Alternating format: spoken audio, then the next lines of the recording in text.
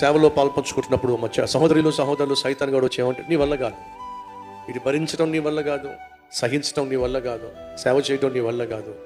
ఎంత చేస్తున్నా ఎవరో ఒకళ్ళు టీంలో ఒక మాట అంటున్నారు, ఎంత సేవ చేస్తున్నా సంఘంలో ఎవరో ఒకళ్ళు ఏదో ఒక మాట అంటున్నారు, నేను పడుతున్నటువంటి ప్రయాస ఎవరూ గుర్తించటం లేదు, భుజం తట్టి ఎంకరేజ్ చేసే వాళ్ళు ఎవరు లేరు, అలాంటప్పుడు నేను ఎందుకు సేవ చేయాలి అనే నిరుత్సాహం రావచ్చు.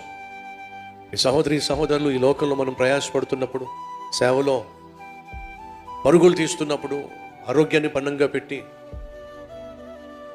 అందనంత స్థాయికి సేవను తీసుకెళ్లాలని చెప్పి నువ్వు తప్పిస్తున్నప్పుడు కొన్నిసార్లు గుర్తింపుకు నోచుకోలేకపోవచ్చు, భుజం తట్టేవాళ్ళు లేకపోవచ్చు, అర్థం చేసుకునే వాళ్ళు కరువు కావచ్చు, ఆదరించే వాళ్ళు లేకపోవచ్చు, పైపెచ్చు అపార్థం చేసుకునే వాళ్ళు లేవచ్చు, అర్ధంతరంగా నిందించే వాళ్ళు కూడా తయారు కావచ్చు. వీటన్నిటి మధ్య నిరుత్సాహపడకుండా సహనంతో దేవుడిచ్చినటువంటి సామర్థ్యాన్ని ఉపయోగిస్తూ ఇచ్చిన సేవలో సఫలీకృతం కావడం అది గొప్ప భాగ్యం.